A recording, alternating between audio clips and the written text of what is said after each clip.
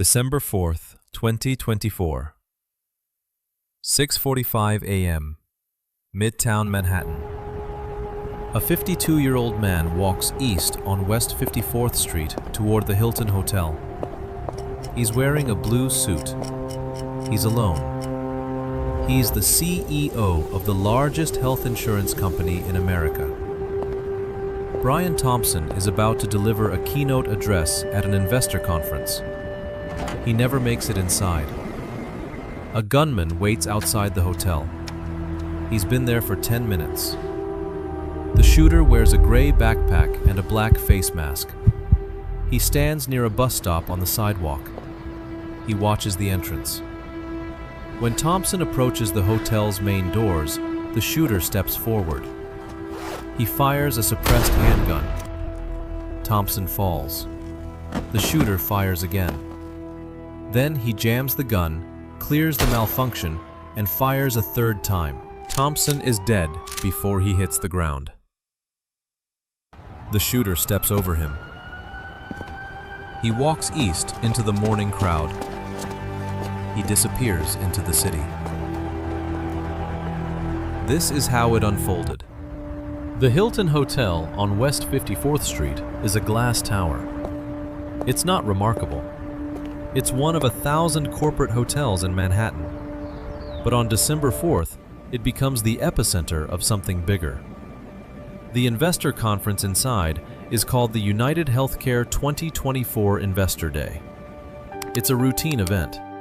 Executives present slides. Analysts ask questions. The stock price moves a fraction of a point. No one inside knows what just happened outside. For 11 minutes, Thompson's body lies on the sidewalk behind a security barrier. The conference continues without him. The first announcement comes at 8:02 a.m. The CEO will not be speaking today. No one asks why. Not yet. The NYPD sets up a command post at the corner of 6th Avenue and West 55th. They canvass the surrounding blocks. They interview doormen. They review footage from every angle. A hotel security guard saw the shooter waiting. He thought nothing of it. A man standing on a sidewalk in Midtown is invisible. There are thousands of them. One carries a gun. The guard looks away. This is how it unfolded. The New York Police Department arrives within 3 minutes. They find 3 bullet casings on the sidewalk. They check the hotel's security cameras. The footage shows a male suspect in a gray backpack and black mask. He's carrying a bicycle. No one recognizes him. Witnesses describe him as calm. He didn't run. He walked. Detectives begin the hunt. They publish a photograph of the suspect. They ask the public for help. The tip line receives 500 calls in the first hour. Most are useless. Someone saw a man in a mask near a bike rack. Someone saw a man with a gray backpack on a train.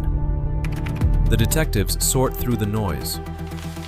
The shooter's bike is found at a nearby subway station. A black bag is found in a Central Park playground. Inside the bag, a jacket, Monopoly money, and a fake ID. The ID says Mark Rosario. It's not real. The name leads nowhere. Detectives trace the bike. It's a brand new model. It was bought at a store on the Upper West Side. The suspect used cash. No credit card. No receipt. No leads. The shooter boarded a subway train after the killing. He took off his mask on camera. It's the first clear image of his face. He's young. He's white. He's wearing a hooded jacket. He looks calm. He switches trains at Columbus Circle. He boards a bus bound for New Jersey. The trail starts to fade. Then the phone call comes. December 5th, 2024. A woman in Pennsylvania contacts the FBI. She recognized the suspect from the photographs. It's her son. His name is Luigi Mangione. He's 26. He's a University of Pennsylvania graduate. He worked as a data engineer. He was reported missing by his mother in November. She hadn't heard from him in weeks. The FBI cross-references the name with the fake ID. It's a match. Mangione wrote a manifesto. Police find it on his computer. It explains his motive. He writes about corporate greed. He writes about the American healthcare system. He writes about the CEO of UnitedHealthcare as a target of his ideology. He says he acted alone. He says he wanted to send a message. The manifesto is 2 pages long. It is unemotional. It is written in bullet points. The tone is cold and technical. It reads like a report. Mangione fled New York after the shooting.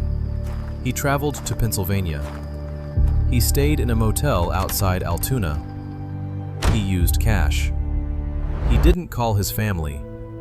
He didn't use his phone. He thought he was untraceable. December 9th, 2024. A McDonald's employee in Altoona recognizes him. A customer points him out. Police are called. They find him sitting at a table. He's wearing a blue surgical mask. He's eating a hash brown. He looks up when they walk in. He doesn't run. He doesn't resist. They find a 3D printed handgun in his backpack. It's the same model used in the killing. They find a suppressor. They find a passport. They find the manifesto. They find a notebook with plans. Mangione is arrested without incident. He's charged with murder. He's charged with terrorism. The FBI says he acted alone. They say there's no evidence of a larger conspiracy. The arrest happens quietly. There's no struggle.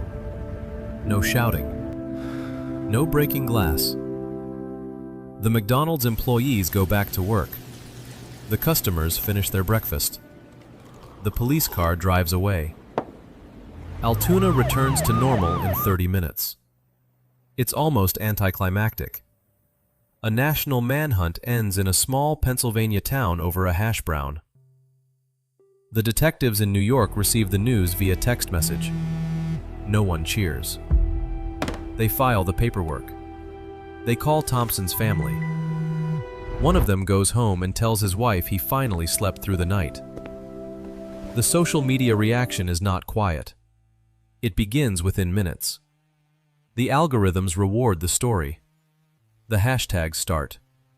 The memes start. The debates start. One side says vigilante. One side says terrorist. One side says the word hero. The word sends shockwaves through corporate America.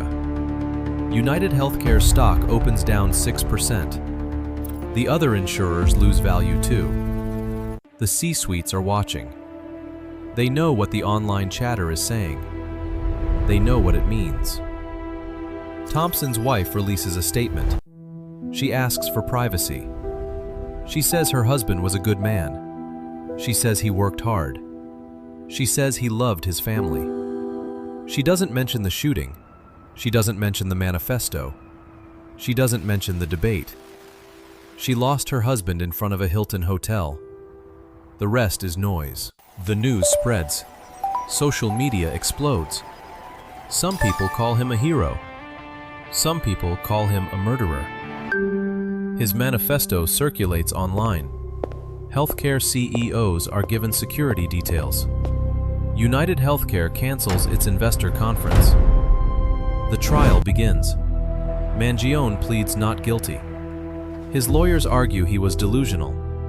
They say he had a mental breakdown. They say he stopped taking medication. The prosecution argues it was premeditated. They point to the manifesto. They point to the months of planning. They point to the escape route. The jury deliberates for 3 days. They find him guilty. He's sentenced to life in prison without parole. He shows no emotion. He reads a statement. He says he stands by his actions. He says the system forced his hand. He says he won't apologize. Brian Thompson's family was not in the courtroom. They released a statement. They said they forgive him. They said they pray for him. The investigation found no one else. No co-conspirators. No financiers. No organization. The shooter was a 26-year-old with a laptop and a grudge. He spent 2 months planning. He wrote his manifesto. He built his weapon. He trained. He executed. The UnitedHealthcare shooting is now one of the most polarizing crimes in modern America. One side sees a killer. One side sees a protester. The law saw neither. The law saw a man who shot another man in the back on a New York sidewalk. No political framing changes that. But the shooting did something else. It cracked open a national conversation. It forced people to talk about denial rates, about premiums, about the $9 million Thompson made, about the hospitals that close, about the families that lose everything. None of that justified the shooting. Nothing could. The system did not kill Brian Thompson. A gun did. But the system is still there. The denial rates did not drop. The premiums did not fall. The executives still earn their millions. The health insurance industry is worth $2 trillion. Not one policy changed after the killing. The American healthcare system processes 1.5 billion claims every year. UnitedHealthcare alone denies 1 in 5. That's 40 million denials annually. 40 million letters. 40 million appeals. 40 million decisions that mean life or death for someone. Thompson signed off on the system. He didn't invent it. He inherited it. He refined it. He profited from it. He was one man. He was not the problem. He was a symptom, a well-compensated symptom. Mangione read the denial statistics. He read the profit margins. He read the CEO compensation. He read it all online. He didn't need a special clearance. He didn't need insider information. It was all public. Everything he needed to radicalize himself was sitting on a public website. The insurance industry publishes its own numbers, its own reports, its own shareholder letters. Mangione read them the way an investor reads them. He just came to a different conclusion. The conclusion led him to a gun. The conclusion led him to a sidewalk. The conclusion led him to a cell. His ideology is not unique. His action is. Thousands of people share his grievances. He is the only one who bought a 3D printer. He is the only one who crossed the street. The difference between a radical and an ordinary person is a single decision made on a single morning. That's the terrifying part. Mangione sits in a cell in Pennsylvania. He's 26. He will die there. Brian Thompson is dead. His children are fatherless. His wife is a widow. The gun is in an evidence locker. The manifesto is in a federal database. Everything is over, and nothing has changed.